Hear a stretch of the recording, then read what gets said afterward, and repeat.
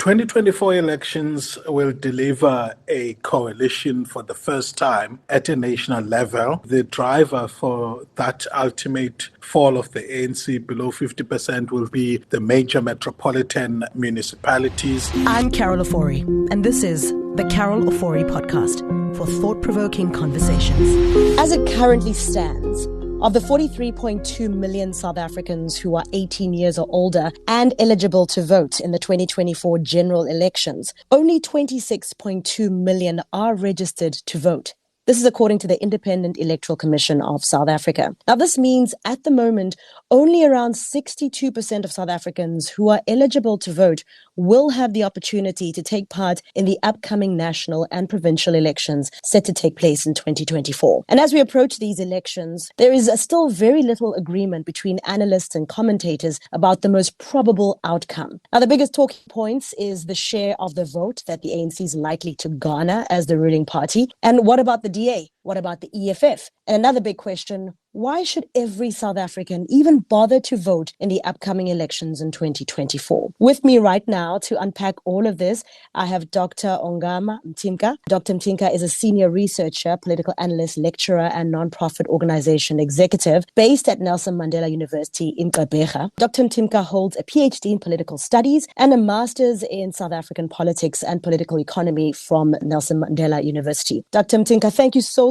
much for joining us to have this very important conversation around these upcoming elections. Only a pleasure. Thank you for having me. I'd like to jump straight into it. Are we going to see some big changes in leadership? What are your thoughts for 2024's elections? 2024 elections will deliver a coalition for the first time at a national level. I think the driver for that ultimate fall of the ANC below 50% will be the major metropolitan municipalities and provinces, including Gauteng, KZN, as well as obviously the Western Cape. The results, in my view, will drop below 50% for the ANC.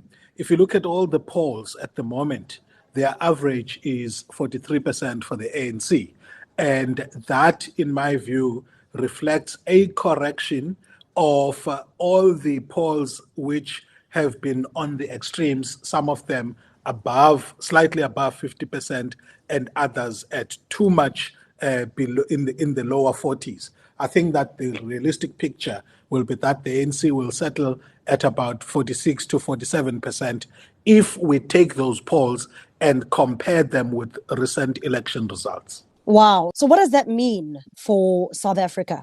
Well, it will mean that for the first time, the transformation of the dominant party system, which we have observed since 2009, would have culminated in a multi-party democracy. We've gotten some taste of it at a local government level, and the implications of that of a change are significant, in the sense that the good thing about a dominant party system is that decision-making at a national government level is pretty seamless. The bad thing about it is that it actually is subject to capture because of the simpler, dynamics of power that are there. Once you have a multi-party system, the locus of power doesn't reside with one party. It resides with multiple organizations. And in a proportional representation system like ours, even smaller constituencies represented by smaller parties will have a very interesting power base, in the sense that they will now form part of coalitions that are likely going to be formed after the elections next year. If we look at just South Africa, as you mentioned, smaller metros actually going into these multi-party coalitions, we have seen, for example, a major example would be Johannesburg specifically. The city just seems to be in shambles. It's a fight over mayor. It's a fight over who's going to do this, who's going to do that. And it seems the chairs are more what the fight is about over actual service delivery. Now, if this happens on a national scale, this is traumatic. Yeah, it's going to be interesting. First things first, we do know that the instability that we are seeing has not come uniquely with the coalition environment. If you look at municipalities like Nelson Mandela Bay, And the other metros, KZN, eThekwini in KZN, and I think to some degree Gauteng, what you had was that you had internal party instability as a result of warring factions within the ANC, hence the president's thesis of a party at war with itself. That conflict had resulted in, for example, in Nelson Mandela Bay, between 2011 and 2016, we hardly had a city manager that was able to conclude more than 18 months in office. Nor could we have an executive mayor that could finish their term. So the point I'm making is that the instability that we now see started under the dominant party system. And it's going to continue in coalitions, because if you couldn't retain stability while you had one party, it follows that you're not going to have it in coalitions. However, Carol, what I like the most is that our parties are learning how to do coalitions better. So the multi-party coalition, I forgot what they call it, a multi-party pact or a multi-party coalition, that is an attempt at making sure that you have some institutional mechanisms to improve relationships among coalition parties. I think that also, in terms of behavior at a national level, the likelihood to keep stability is going to be a key driver of how coalitions are formed and sustained. I'm getting the impression that you are pretty much for a multi-party government. Would I be wrong? So by that, I do not mean the official DA-led multi-party government per se. Which one gets to be there is going to be a function of voters. But my realistic estimate is that the ANC is going to be better positioned to constitute a coalition because of the margin by which they are going to be under 50. They are not going to need, in my view, either the Democratic Alliance nor the EFF. And as a result of that, they will be able to constitute a coalition with centrist parties. That's important for policy continuity perspective. I think that an opposition-led coalition will most likely stand a chance, not in this election, but most likely will have improved chances in 2029. Next year, in my view, it will be for the ANC to take. Okay, so if I'm getting the picture right, we're looking at ANC taking it, but it's the question around who will they work with to run the country. Can we walk through some possible friendships that may form? We do know with the big giants, DA, EFF, there's been some serious contention with both of them as parties as they differ on policy quite drastically. What do you see as the viable partners and the viable holding of hands with the ANC going forward? Interesting. So the parties that have not yet formed part of the multi-party coalition, I think I must just search what that right word is. Those parties that have refused to be in that multi-party charter, I think, of the DA and others, are the most likely partners to the ANC. But even them, it's not going to be smooth sailing, because in terms of what they say are the issues with the ANC, they cite corruption, among other things, as a reason to get rid of the ANC. However, you have in the party system closer allies who may be more prone to form a coalition with the ANC. My view is that the ANC's desirable position will be to form a coalition with parties that are not going to put it further to the extremes. And the UDMs, the Action SA has made their voice very clear. So I don't think they are a prospect at this stage. But who knows? You could find Busa, you could find Rise Mzansi, these DA splinters that do not come with the racial baggage of the DA, but come with that center-right politics, of the DA. And then you've got the Al-Jamas of this world. And if you look at the stance of the ANC toward the Palestinian crisis, the relationships, I think, with Al-Jama are going to be a lot deeper than they have been. I wouldn't be surprised if some of the parties within the multi-party charter actually end up also being enticed to form a coalition with the ANC.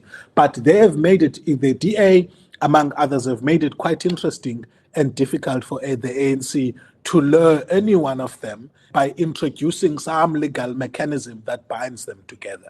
So also, Carol, some people have come up with the scenario of the coalition between the EFF and the ANC. I think that it will take a lot for the ANC to consider a coalition with the EFF. They know that the EFF is not a passive partner. It's the kind of partner that's going to want to bargain very hard. And with the EFF, you do not negotiate at the start of the coalition, and that's the end of it. As the governing happens and there's an opportunistic process, say, for example, there's a law that needs to be passed, say, around expropriation of land without compensation, it's not uncommon for the EFF to still evoke their right to pull out of the coalition should the coalition partner not come to party when it comes to passing a particular piece of legislation. So as a result of that, I doubt the ANC is going to be too keen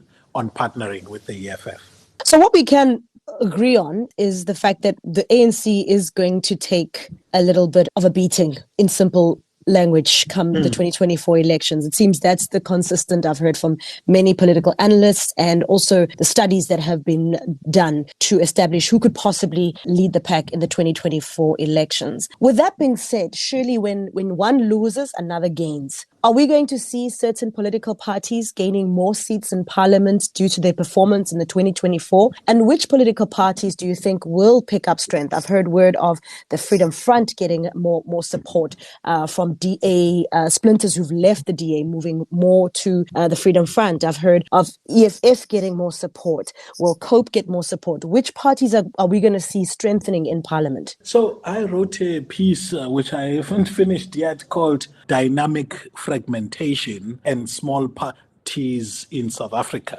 So in the argument there is that even as particular small parties come and go, the idea of having small parties is permanent as a feature of our system in terms of the future as we know at the moment. What I mean by that is that in successive elections, it's not going to be uncommon to see the rise of particular small parties, even as others struggle to come back to parliament. COPE is going to have an interesting year. If they make it back, it's going to be interesting. I think they have a huge mountain to climb to make sure that they retain a seat in the National Assembly. I think all the splinters of the DA, let me say effective splinters, I can see Rise South Africa in parliament. I can see Busa in parliament. I can see Action SA definitely. I mean, Action SA was an interesting, I wanted to say poster child, but I don't think that's a good concept. But they were a good party in the last election, securing seats within a short period of time. So I think they're guaranteed. I think good party, patriotic alliance, and then the long-established identity politics party. I think they're going to lose out a little bit. People either over-assume the likely performance of the EFF or they underestimate it. My sense is that the EFF is going to grow next year, but not by the margins that people are saying it's going to grow by. It's probably going to settle at around 15% if it continues to do what it does. But should there be something really drastic, it might test a range between 15 to 16%. I doubt it's going to get to 18 as per some of the polls. When I look at the polls, the polls have been pretty accurate for me in terms of the likelihood to perform of the DA. I think that range between 18 and 23% is a realistic range. The reason why I doubt we're going to see significant growth is that the party has done a lot of shooting itself in the foot since the 2019 shock by the Freedom Front Plus. And I think that they alienated the liberals, the white liberals, to some degree, to such an extent that some of the staunch white liberals would actually be attracted to even Herman Mashaba, the ones that had actually appreciated a little bit of integrationist politics. But the bulk majority of white liberals, in my view, will remain with the DA. But where the DA is also facing a challenge is with respect to the minority, the greater minority vote.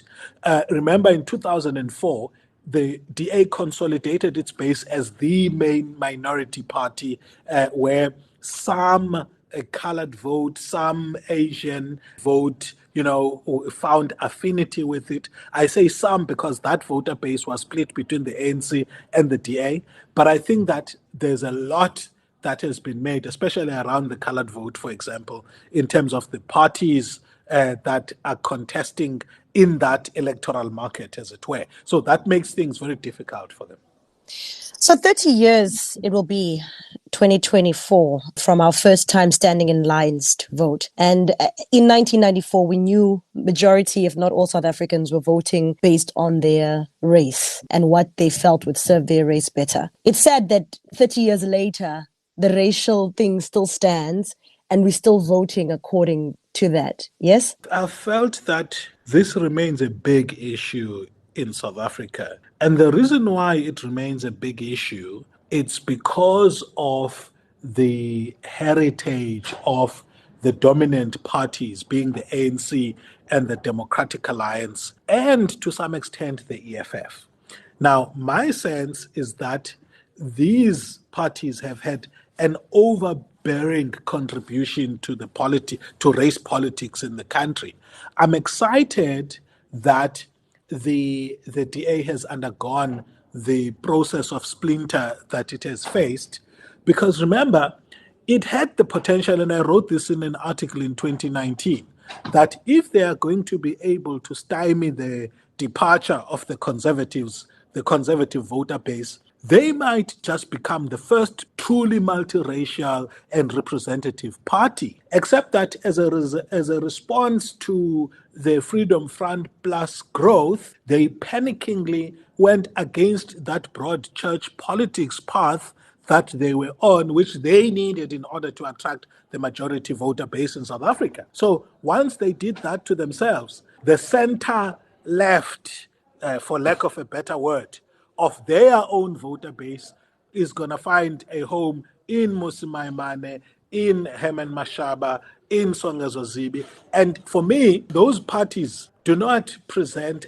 as much racial baggage as the three major parties present in South Africa. And that bodes well to try and push the politics of this country further away from race dynamics. One thing that's beautiful about South Africa is our democracy allows independence. It allows parties themselves to be on that ballot paper. And truthfully, for the voter, it can be exceptionally overwhelming. Does such a busy, inverted commas, ballot paper help or hurt the democracy of South Africa? Here's my hypothesis. We have had a challenge of potential voters that do not vote because they felt that their choices were limited, and a lot of them had this no alternative thesis. Now you have alternatives which do not have the same history that the DA has. And for me, for a South African voter, that's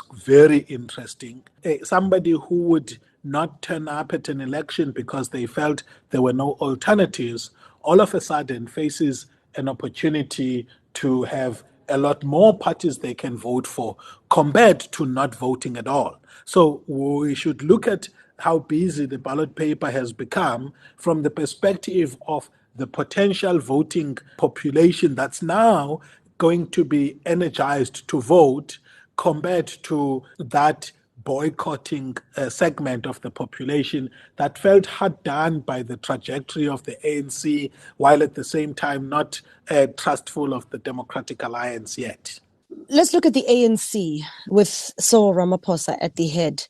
What does the future of him as a leader look like within his party? Considering I think he's probably had it the hardest. He took us through COVID. He's had his Phala situation. Right now, there's this war happening. There are so many things that are plugging into his 5 years. What does his future look like in the ANC and for, the future of South Africa? I think he's had it the hardest, but I also think that based on the politics of post-Nasrec two is going to be rewarded by being the one president who can control the process going forward in terms of who gets to succeed.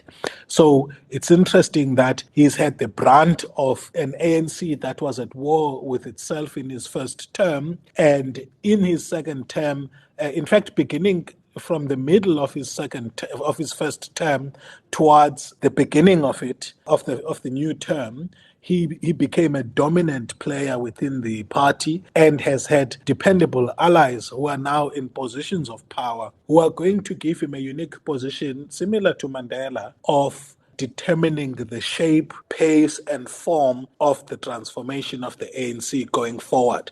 It seems to me that unless there's a curveball maybe that may come, he is in a position where all the battles that he has faced, he has won politically, and as a result of that, he is now in a position to write his own succession plan and actually get enough political support to make sure that that becomes a reality for them. Who do we see taking over? Very interesting. I would say among some of the younger generation of leaders there, maybe in their 40s, we've got some exciting young people that are coming up. The people in their 40s at the moment. Okay, I know I'm now using young in ANC terms. Right. Think about the Minister of Justice, the Ronald Lamulas, the Marupini Ramogopas. I know that Khumbudzo Ntshavheni is rough around the edges sometimes, but I think that those are the leaders that they should begin to look at. So it's not an obvious Paul Mashatile step into the limelight, take over the role? I think South Africans are tired of that politics of that group. I mean, this group is, in my view, I know this is highly generalizing, but that group has been so caught up in corruption scandals, infectional scandals. I think they've had their fair share. You see, I say this, that the ANC is facing death. Mm-hmm. What they can control is the manner of death that it dies. If you die in the hands of the older generation, including the Mashatiles, you are killing the prospects of the party to rebuild. If it dies in the hands of the younger generation, they still have significant runway in terms of agility to be able to rebuild the party after its death. And when I say death here, I mean falling below 50%. The last Cyril Ramaphosa was up against Nkosazana Dlamini Zuma. Will there be possibly room for a female president through her this time around? Again, I mean, the same sentiments. Where would she or former Minister Lindiwe Sisulu or the Bathabile Dlaminis of this, where would they be going?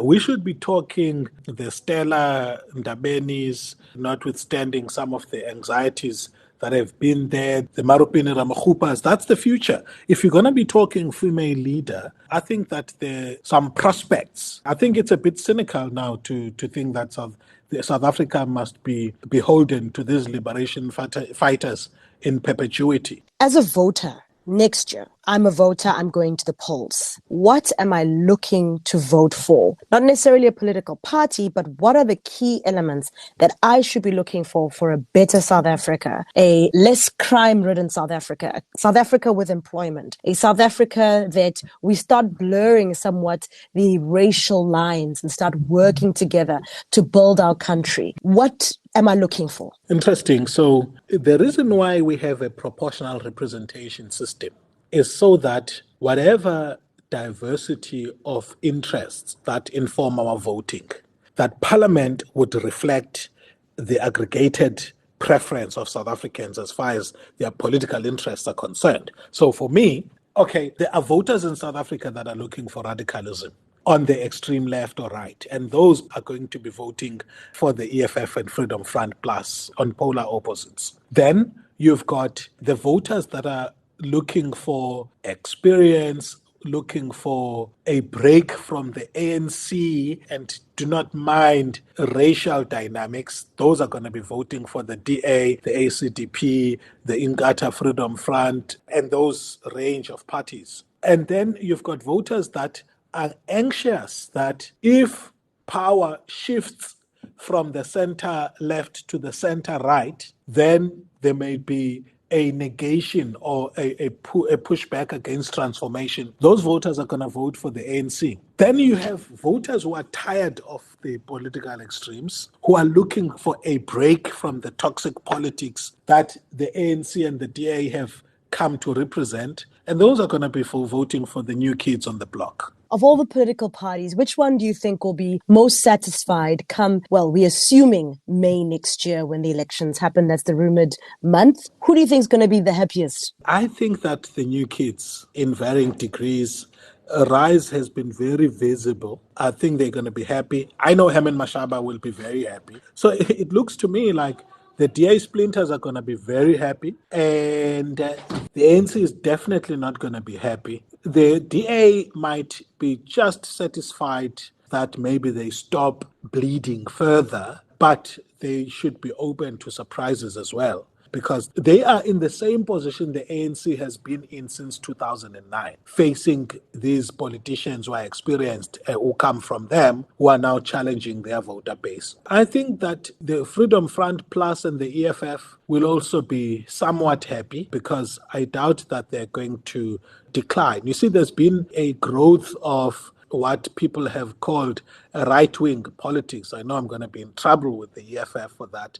Their politics borders on extreme left politics to sometimes fascist. So these parties have been growing globally. And the biggest question that is actually the root of this podcast is, why should every South African bother to vote in the 2024 general elections? First of all, there are alternatives. Secondly, if you do not vote, we have a saying in political science called tacit consent. Tacit consent means that even if you protest and not vote, you consent and in fact endorse the outcome of the election. So it's important for us to go and vote.